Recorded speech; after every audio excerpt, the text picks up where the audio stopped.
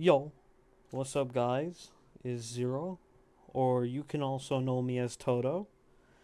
And today, for this channel's first video, I am going to introduce my game, Captain's Orders, right here.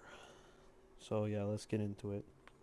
Alright, guys, so Captain's Orders is a card game I've been developing for around 4 months by now, since the beginning of December 2025. And currently there has been a plan 60 cards for the first set. Try to keep it small so I can get the game out a little faster than other games. Currently, the game has 6 captains, which is your main combo starter for the game. They have, or not really your main combo starter, they have your own main abilities. Like, they're your main abilities, and every single one of them has 20 life. I'll have to change. This is one card I'll have to change.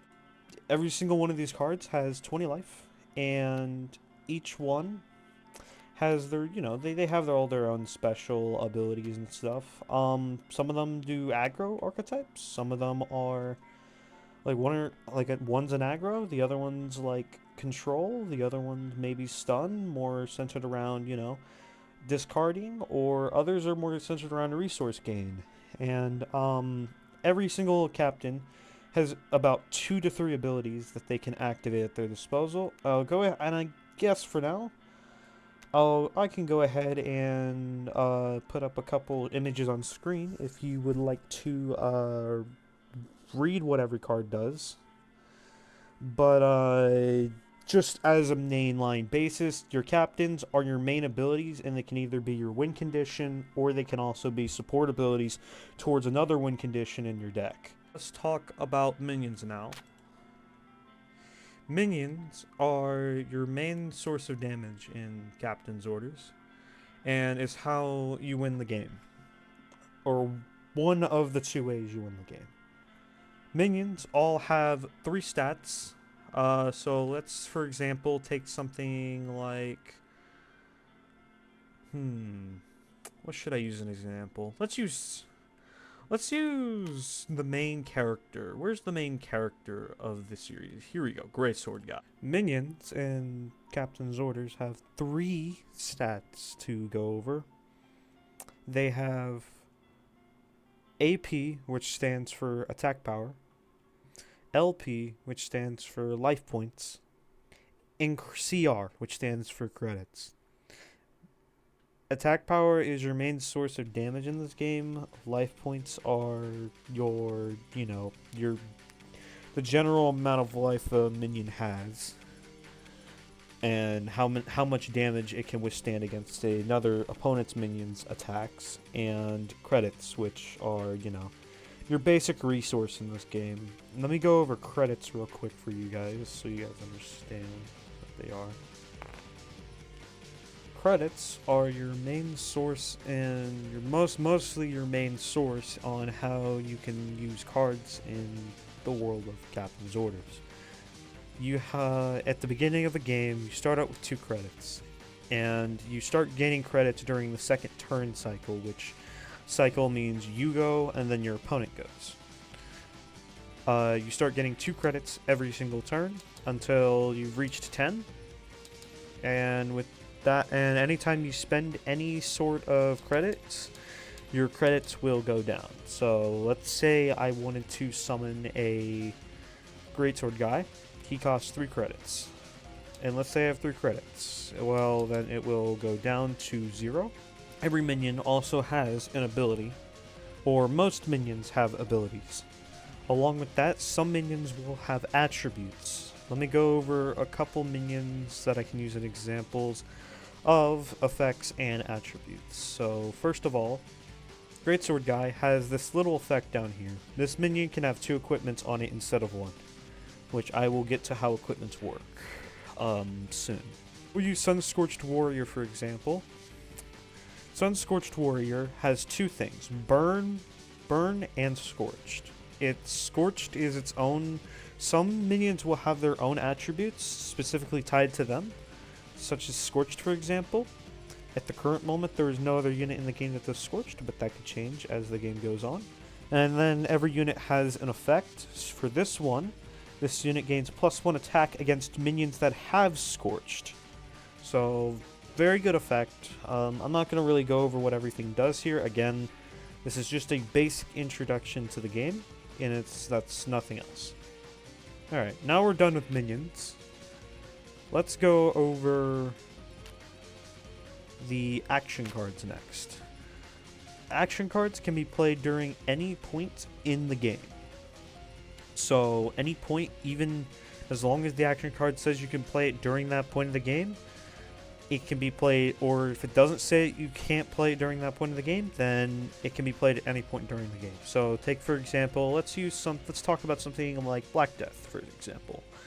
Black Death takes 4 credits to activate, and it has the simple effect, destroy all minions on the field.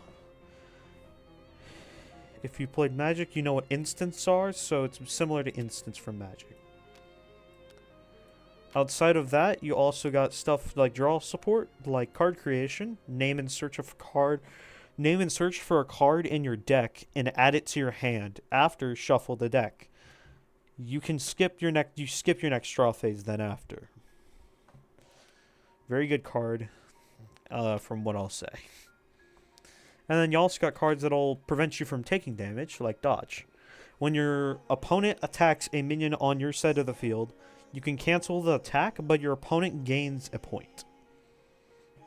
So kind of like a trade-off, you know. They gain the point for the attack.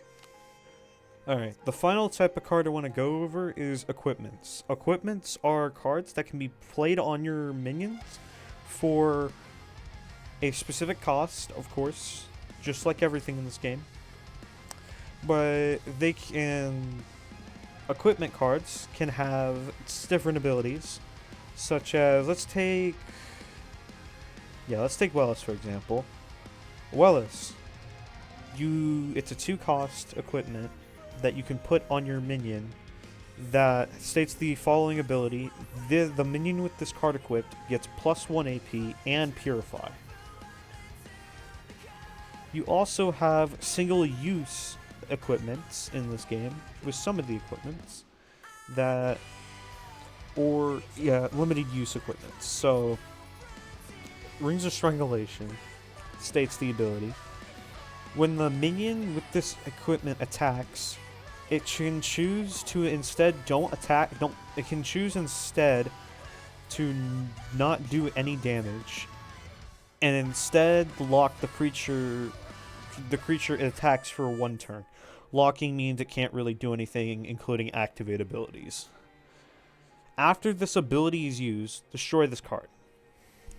So that's an example. That's a good example of a single-use equipment.